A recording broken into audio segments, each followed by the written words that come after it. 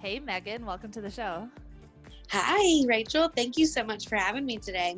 Yeah, let's start off. Just tell us a little bit about you and what you do. Yeah, absolutely. So, currently, I live in the scenic city of Chattanooga, Tennessee, with my husband of almost 4 years, my daughter, my wild daughter, who just turned 3, and then we have one on the way in August. Oh, that's exciting. Yeah, so just slowly adding to our little tribe, but those are my core, people there. And then in work life, I'm a regional sales director for Gray TV. So Gray TV owns about 190 of the TV stations just around the country, and I travel to 10 different stations every year and help them with digital marketing. Amazing. Cool. Yeah, it's a really cool career. Cool. So, how'd you get into that? Yeah. So I've always kind of just fallen into digital. When I got out of college and graduated, I thought I wanted to go to law school.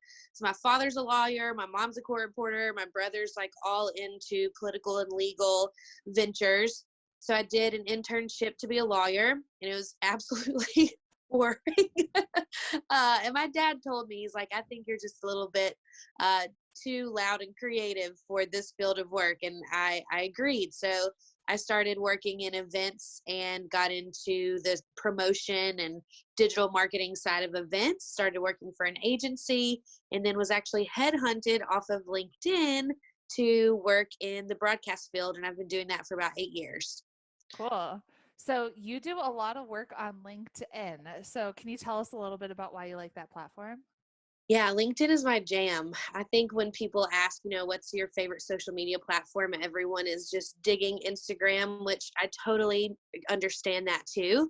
But LinkedIn for me has really been a platform I've gravitated towards. So, as I just mentioned, every job, not just my first like career path, but every job I've ever had, I have been able to get off of LinkedIn. Oh, wow. So yeah, so just finding different connections. I think it's a really great place also, not just for business people. I think it gets kind of that reputation that it's very white collar and buttoned up, and that it's not a place for creatives in the space, which it absolutely has changed, and it's caught up a lot to other social media platforms. So what I love about it is you can go on LinkedIn, you can find out so much information about what's happening in any arena. I love to go on there every morning and start my day just looking about what's going on in the trends and the trades, and then just the connections that you can make on LinkedIn. I mean, my goodness, that's been, something that's invaluable to me in my career and in my, podcast and coaching venture. Cool. So, who do you think should be on LinkedIn? Everyone. Everyone. Okay. So, there's no like business or industry you would be like, nah. Right. So I get that question a lot. And, if you would have asked me 6 years ago, I think that it was different. I think that it was very much business professionals, which I would still say majority of it is. But now it's this really cool shift that I've started to see more in the creative spectrum, and even more in like direct sales, photography, wedding planning. I mean, there's been several people that I've worked with that have that are in those fields that have had success with LinkedIn. One of my close clients that I have, she really wanted to work for Pinterest. And so I said, one of the best things that you can do is go on LinkedIn and start connecting with people that are already at Pinterest and putting your name in front of them. Because the more exposure you can get and the more that your name is recognized by people that are in the hiring process, the better chance you have. So she actually started working for Pinterest 2 years ago in Atlanta. So just different, things of that nature. But I think everybody should at least have a profile. Cool. So, what are some of the top benefits you see from using LinkedIn? Yeah. So I would say number one, growing that network. It gives you the opportunity, just like that Pinterest example, it's going to give you the opportunity to put yourself in front of people that you wouldn't otherwise. So you're not just sending a random email. You're not just sending in a resume. You're actually connecting with someone and creating that, brand recognition and direct connection there. So I'd absolutely say that's invaluable. LinkedIn has some really cool features like the recommendations tool. So we all love to have testimonials for our business, whatever business you're in, corporate, creative, anything. And on LinkedIn, you have the opportunity to build a portfolio of recommendations so that when people ask, like, hey, Rachel, have you had some coaching clients that are really successful? Yeah, absolutely. You can look at my website and then look at my LinkedIn. And there's a whole page of testimonials, there as well. I think that's one of the great features. And then the last one that I'm really starting to come around to is they have a featured section or an article section. And that's a great place that if you're creating content, or if you are if you have a blog and you're putting out blog content, you can upload all of that directly to your LinkedIn profile. So it's really another place to house all of the things that you're doing and getting it in front of a new and unique audience. Cool. So what are some ways that you can find new clients on the platform? Ooh, this is a juicy question. Yeah. I love it. Sure. So I think one thing too that people forget is that the search bar on LinkedIn can function just as a search bar does on Facebook, and you can find people. So you can go onto LinkedIn and look for the type of people that you would want to find. So in my case, when I took this new position as a regional sales manager, I wanted to connect with other people in my company. So you can actually search people in gray media, and it will populate, a list of all of the people that are inside of that company for you. And if you wanted to find clients that way, a lot of the podcast guests that I find, I grab off of LinkedIn. So I'll go onto LinkedIn and I'll type in, women podcasters, and then all of these people will populate, and I can go through and almost look at like people's resume, what they're up to, what their podcast is about. So that's been a really great way to, find quote unquote clients and connect. I found my editor off of LinkedIn. So searching for editing services, just think of like the category or the niche that you're trying to go after for your clients, and then use that search bar to your advantage and be as detailed as you can, just like you would be in Google. So if you're looking for a wedding photographer in the Orlando area, put that into your LinkedIn search and you'd be surprised at how many prospects you'll have come up. Okay, so you find like a prospect. What next? What Yeah. you message them, or what do you do? Sure. So I like to take the avenue of starting the connection, right? So think of LinkedIn as it is a social media platform, and it's all about connecting with that person. So you have the opportunity when you connect with them to add a note and just say, hey, my name's Megan. I'm in, the field. I'm looking for somebody that does what you do. I would love to talk to you further. And then once they connect with you, you can even send a follow-up message and kind of further explain like who you are and what you're doing. Totally different from a cold message, because you have so much information on this person already via their profile. So you can absolutely message them. I always say, just like any other social media, engage with people's content.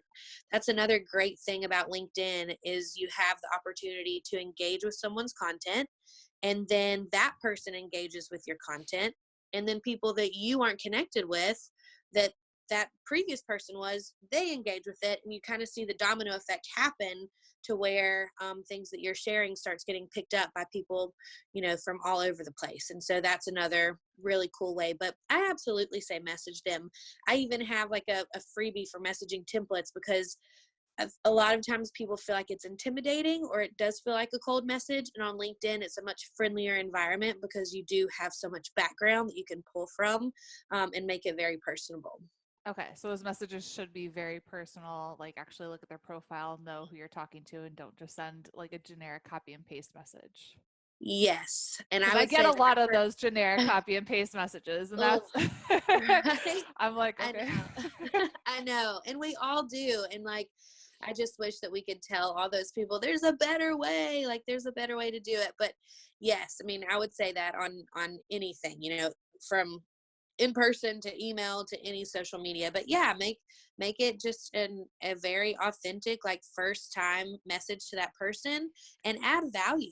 So if you're looking for something in return, a lot of times when I message my guests, it's because I either think I would be a great fit for their show, or they'd be a great fit for my show, or vice versa. So I'll offer value. I'll say, hey, look, I think that we have some commonalities here. Our audiences have some crossover. I love what you're doing. I would love the opportunity to come on your show, and I would also like to extend an invitation to mine. Obviously, you're not going to have something like that with every single person you talk to, Right. but there's something that you can add value wise to each connection that you're connecting with on LinkedIn. Cool.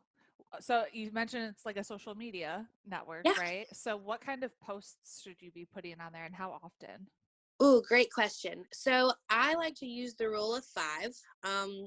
I typically on LinkedIn, since it is still, like I said, it's still very business driven. I typically post Monday through Friday on that platform. I have looked at analytics and stuff like that on my post and then a few other people's. And Monday through Friday seems to be good. Five works for me because it's already built into my habits. When I sit down, I check my email, I go to LinkedIn, I read an article, and then I post something of my own.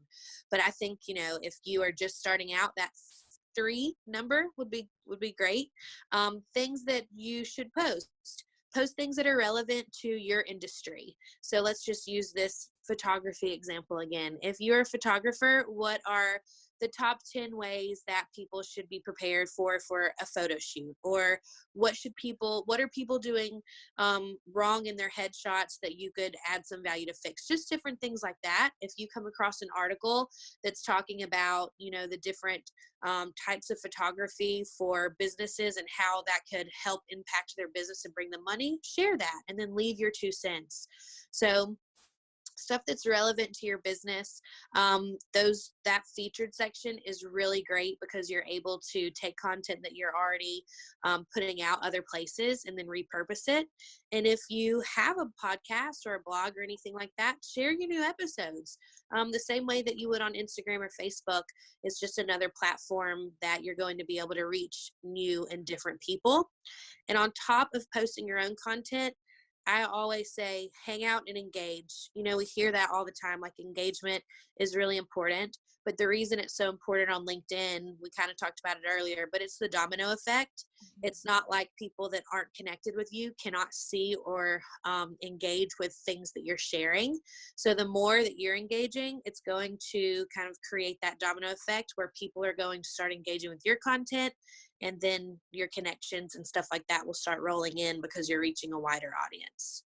Okay, so kind of like Instagram, Facebook, where you want people to comment, you want people to like, and then you want to comment back and bring like that engagement and ask questions and that kind of thing. Yeah, absolutely. And I think on LinkedIn too, well, I don't think I know on LinkedIn for sure that the opportunity for your content to reach more people because of the way that the LinkedIn algorithm is set up, you have such a great chance that if you are engaging on other people's posts, it's driving people back to your page. And, your reach can sometimes be 4, 5, 6 times the amount of connections that you have just based on you engaging with other people's content. Do you have like a daily schedule that you would follow? So like you go and you look at other people's stuff and you comment and engage, or do you have something like Yeah, that? yeah, I absolutely do because I love the platform. But what I always say is spend 20 minutes. That's really what I spend on LinkedIn every day. Sometimes less, but I'll just give you my kind of schedule. So I love to hop on there, and in your news feed, it's going to be live videos. It's going to be people talking about content related to them. It's going to be trends. So really important for me in digital marketing, because it changes every 4 seconds, is to keep up with the trends. And so I love to go on there, see what's going on right now. Everyone's talking about TikTok. And so I always read those articles. I read an article. If there's something from that article that I can bring value and share my 2 cents, I'll share that piece of content. And then I'll go through my news feed, and just anything that grabs me, I typically comment, like, share on at least 5 posts. Do that for the day, answer my messages, answer my connections, and then hop out. Easy Pretty peasy. simple. Yeah, Yeah. yeah. It's that you don't, just for me personally, I don't feel like I get stuck in the um rabbit hole of the scroll Yeah. like I do on Instagram, because I know that it is a little bit more business content and related. So I'm not going through and liking all of my friends' new baby posts, right? I'm going through and I'm working. I'm using it as a platform to find clients, to find information, to stay relevant, that type of thing. So my mindset is definitely different on that platform than other social media for sure. Got it. Do you use hashtags? Yeah, absolutely. The thing about LinkedIn and their hashtags is kind of different than Instagram, kind of flip what you think on Instagram. A lot of times we're told on that platform that if the hashtag, like hashtag, happy has a billion people that are using it, you don't want to do that. And on LinkedIn, I think that just depending on what you're posting, those bigger hashtags, you can still, I have found anyway, that you can still absolutely be found through those. So every time I post a new podcast episode, I have, hashtag podcast, hashtag women's podcast. And a lot of times those will generate extra traffic for you as well. But they function pretty similarly than they would on any other platform. And then you can also use those to search. So talking about clients, if you're searching for different clients, think about the hashtags that they would use and then plug those into the search bar and see who's talking about those certain hashtags, and then use that as another way to generate leads as well. Cool. How Yeah. should we engage with trending posts? Yeah, so that's a great question. I always say to leave your 2 cents, and I think that that comes from Gary Vee. So he's huge on LinkedIn. And if you have something to say and bringing that value, then engage with that trending post. Same way that you would anywhere else. LinkedIn has caught up, and now there are a couple emojis that you can like, celebrate, great idea, or love. So theirs are a little bit different. And then absolutely comment, because what happens when you comment is it gets pushed to the top, and then the next person that comments is going to see your comment first. So that's another way that people can start gravitating towards you, because when you comment, like for me, for instance, it'll say Megan Stratton, regional sales manager at Gray Health, motivational mom, one-on-one coach, podcaster, and people see that entire title when I'm commenting. So if they're interested in what I'm doing, they're going to be able to click on my profile via that comment and then find out more about me. I like Yeah. it. How well do articles perform for engagement?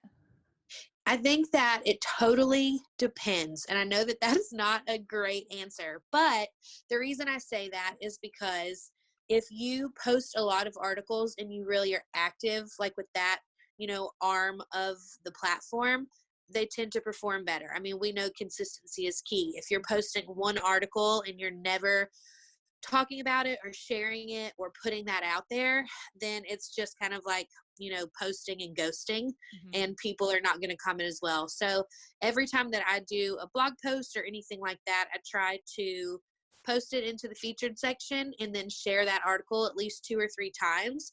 It may sound like overkill, like, okay, Megan, we saw that you shared that article, but they didn't. People, Mm-hmm. there's different people on the platform at different times every single day. So until you're absolutely tired of that piece of content, that's when someone's seeing it. So I recommend at least once you post your article to share it 2 to 3 different times in the same week, and then repurpose that content. I mean, if you put it together and it's a great piece of content, don't just post it one week and then absolutely forget about it. Bring it back up when it's relevant, or when you have added to it, or if you're, that's something that's going on in the trends and you just want to reshare it, don't be afraid to repurpose that content for sure. Got it. How well do videos do? So video is, I won't say it's new, but it's rather new to LinkedIn, right? So they were a little bit behind on the trend with LinkedIn Live and stuff like that.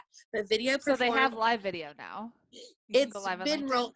Yeah, so it's been rolled out in beta to several different countries, and all profiles will have it by the end of probably early summer, late spring. I have it, and it's really cool, but it'll be rolled out to the entire platform pretty soon. So it is new, but video, I still think performs better than anything else. I mean, you can't get that sight, sound, and motion to create emotion out of anything but video. Yeah. So I love to post video content on there. I do a lot of just like LinkedIn tips, and so do other people. There's a lot of people that go on there and just have talked about like motivational topics, or here's your sales tip for the day. Or if they're in there's a lot of people on there now in the health and fitness world, and they do like a quick 5-minute workout, or how to work out at your desk, the benefits of a standing desk, all different types of things. But absolutely, video to me, my engagement is most of the time 3, sometimes 5 to 1 of a regular post. Is there like a recommended length for how long that video should be? So, yes, right now, the sweet spot for video content is the 1 minute mark. People tend to start to drift after a minute. If your content is really, really strong, then of course you're going to have some of those people that hang out afterwards. But I think that in a world right now where everyone is so distracted and they have so many things going on, that if you can keep it to that minute, even minute and a half would be pushing it, you're going to have a solid, engagement. I have seen people on there repost some of their keynote speeches that they have done. And of course, they do absolutely have some engagement on there as well. But if you really want to drive and get new audience members, someone coming to your front door of your business, they're not going to sit around for a 30-minute video. They're absolutely going to sit around for a minute to see what you're about. So maybe take that keynote and like splice it into smaller chunks, like a minute long chunk. Yeah, girl, make it, 4 or 5 pieces of content, or make it a series. There's Yeah. so many cool things that people are doing on LinkedIn. Like, well, right now, one of my colleagues is doing a leadership business series, and he just Ooh. goes live and talks about his 5 favorite things that defines a leader instead of a manager. And he hops off, and it's brilliant. And it takes 1 minute out of, his day to record. And he's just calling it his leadership series. So you can absolutely do that. Take that content, splice it up, put it in your featured section. You can add videos there. So anything that I do that has video content, I can put that full video and embed it in my featured section, and then post snippets of it into my feed. Cool. So every social media platform has kind of like a different language that goes with it. So like on YouTube, you'd be like, make sure to subscribe and, ring the bell and all that stuff. Is there anything that you should think about on LinkedIn, or could you repurpose videos that you're posting on other platforms? Yeah, I think that you could definitely repurpose, but the buzzword on LinkedIn, it's all about connections. So when you add a friend, it's not adding a friend or a follower or a subscriber, it's a connection. Mm-hmm. And I think that speaks a lot to what the platform was built on and is still trying to do, is just connect and inform people to people. And so when you are making those connections, that's why I absolutely suggest sending a message, because it's not just another follower or a person opting in. It's a person that's wanting to connect with you. So that's kind of their little buzzword over on LinkedIn. So the call to action would be like, add me as a connection. Yeah, Okay. absolutely. So when you log on, you'll have like connection requests, Yep. and those are essentially your friend requests. Yeah, so that's what it's going to say is, do you want to add so and so as a connection? And once you start to add people like in your field, or if you're going after a certain niche client, it's going to suggest other people that also fall into that category, which is great because LinkedIn essentially just feeds you leads of people in that way. Because if you're already looking for that type of person, they're able to say, this person is very similar to this connection. Would you like to connect with them as well? And so you can find people organically that way as well. Awesome. So my LinkedIn is set up where I have my profile in 2 different languages because I speak French and I speak English. Do you think that's advantageous to have the two, or should I eventually like merge them, or what do I you think think? that's really cool. Just a little sidebar. I'm like, oh man, that's really cool. And it's I think a lot of it too is if you have those two different audiences and you have two different groups of people, obviously you have a profile that's in French for a reason and you have a profile that's in English for a reason. As long as you are maintaining both of those and not just letting, one kind of sit there, I think you're fine with two for the reasoning that you have. If it was someone like me who just had to because they started one and it was older and they didn't want to dust it off, they just want to start new, they absolutely should get rid of the old one, just so it's not coming up in search, because LinkedIn also is helping drive search results on Google, Yahoo, Bing, right? So if someone searches my name, chances are in the top 3 results that they get is going to be my LinkedIn profile. So you just want that to be where you're sending them. So if both of those are up to date and you're rocking them both out, you go, girl, you do it. Yeah, because I want to connect with entrepreneurs in Senegal where my husband's from. So I'm like, Yeah. all right, how can I do that when, so that was kind of the reasoning behind it. Yeah, very cool. Okay, so for people that created a LinkedIn profile when they were like in college, should they just update it and kind of start from there? Should they start a new one, start from scratch? Yeah, great question. It depends on what that profile has on it currently. So you can change everything. I wouldn't say that you totally need to scrap it, just unless for whatever reason you wanted to start with a blank slate. The number one, I'll give you 3 things that you absolutely have to do when you are updating your profile. And the first 2 are going to sound very elementary, but please put a profile picture on there and put a profile picture that's not you cropped out next to your best friend. It doesn't have to be a like full headshot where you're in a suit and a tie. Mine shows my personality, right? So I have on like a tie-dye kimono. I'm holding a coffee cup, but it's a very professional photo. You can tell like that I, had it professionally done, and you can also feel my personality from that. So You don't want, use an old college photo where you're drinking in Cancun. yeah, exactly. And you would be, oh my gosh, you guys, you'd be so surprised at the profiles that I do audits on. And I'm like, did you crop out someone's face from this picture? Because it looks like that's only half of your face. They're like, oh, yeah, well, I took that picture at a formal and that was my boyfriend next to me, but I really liked how I looked. I'm like, guys, we can do better, right? So have a profile picture. Think about how you feel when you're on Facebook and you get a friend request from someone that has no profile picture. You're absolutely like stranger danger. I'm not Totally. accepting this. Like same goes on LinkedIn. And then have a cover photo. People really underestimate the cover photo. So my cover photo is my logo, how to find me, my website, my podcast website, and then just a little like mission statement about what I do. That's the first opportunity that you have when someone comes to your profile to figure out who you are and what you do, because it's a huge image. So use that to your advantage. And then the third thing would be update your headline. So I talked about this a little bit earlier about what mine says. LinkedIn is going to want you to default to whatever your current position is. So let's say that you're a registered nurse. It's going to want you to automatically default to, Megan Stratton, registered nurse at whatever hospital. I love to take off that headline and really spice it up. Put exactly what you do, who you're trying to go after. If you're seeking employment, put right there that you are seeking employment and some of the great things about yourself. That headline follows you everywhere on LinkedIn attached to your profile picture. So make it, a statement and make it bold and make it stand out. And if you do more than one thing, then that's great. Put all of that in there so that when people are searching, those keywords are what's going to pull into the search results first. Cool.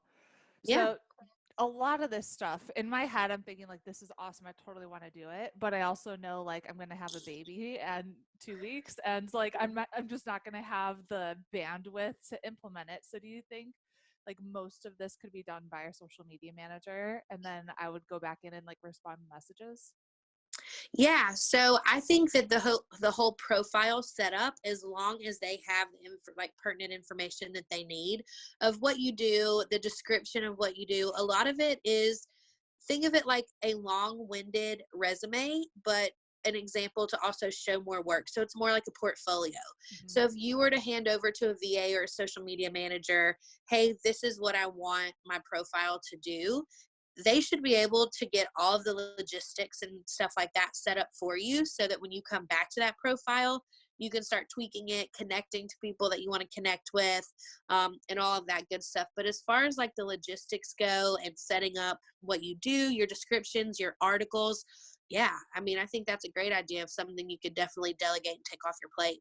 Yeah, I'm thinking just like the ongoing, like she already uploads a video a day, I think, for us. So Yeah. she's doing that, and I think some of our posts are going on there. See, I don't even know, so I need to like Yeah. go and look and see what's happening. Yeah. But I'm thinking like just like the daily operations, like I don't want to have another thing that's added to my list. So I'd be like, all right, I need to create a list for her to go in. Yeah.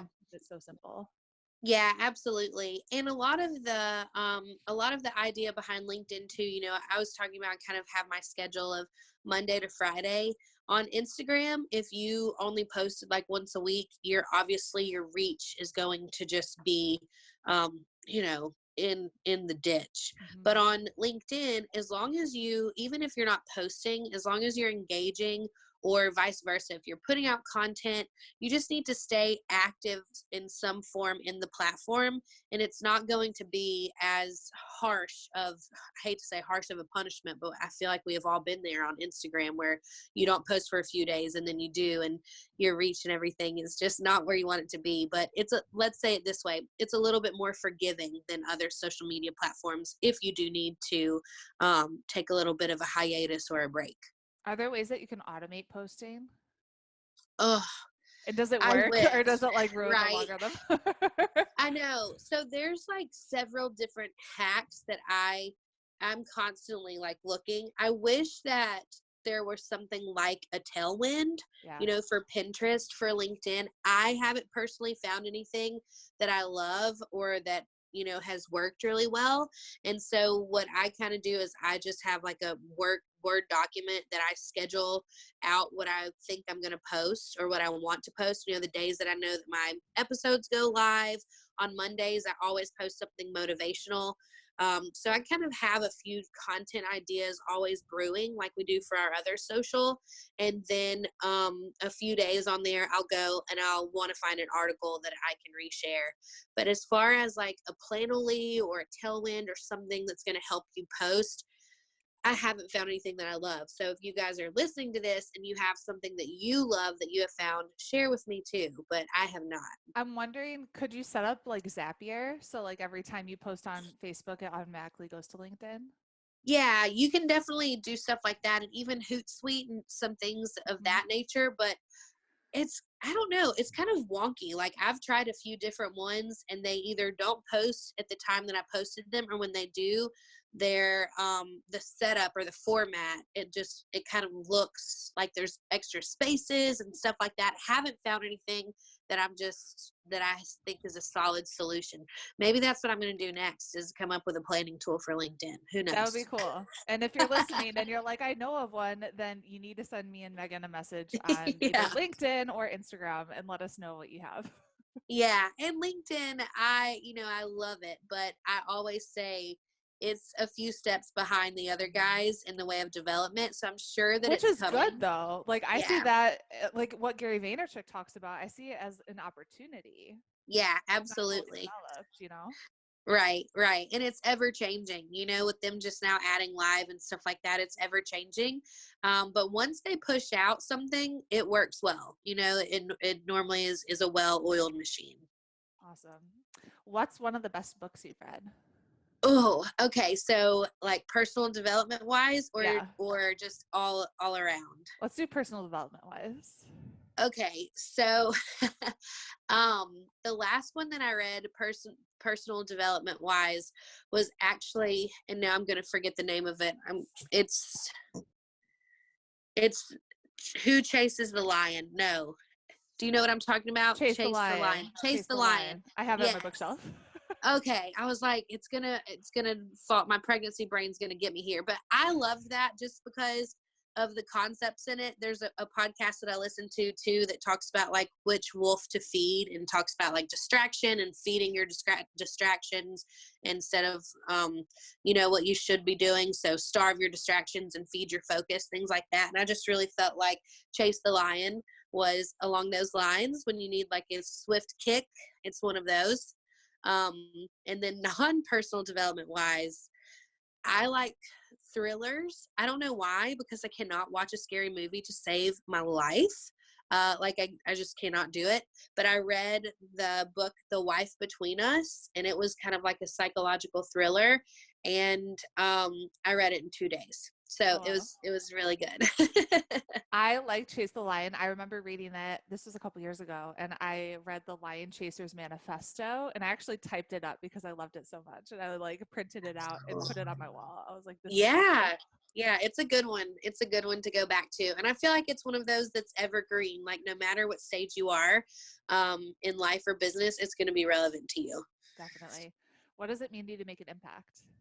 Oh, that's I love this question, and that's why I love the name of your show. To me, making an impact is changing somebody's life for the better. So I think a lot of times we can get caught up in wanting to change everyone's lives. And I think that that is a great concept, and I absolutely want to do that. But for me, if I put out something and it helps one person, that's going to build and build and build. And I'm also a big believer in my faith. And I think too that making an impact is doing kingdom work and, doing the right things at the right time, and making sure that you're walking as close as you can with Jesus. So if you can do all of those things, you're bound to make an impact, because that's what we're here to do. Yes. Ooh, I like it. Where can we connect with you? Yeah. So meganstratton.com. It's a little bit under construction right now, but it's still up and live. I'm just changing some color palettes and all of that kind of stuff. And then you can find me as the host of the Unshaken podcast. And on LinkedIn, I'm Megan Stratton. On Instagram, I'm at megstrat. And then you can chat with me, hello@meganstratton.com. Cool. Well, Megan, this was awesome. I loved learning all things LinkedIn. So thank you so much for being on the podcast. Yeah, thanks for having me.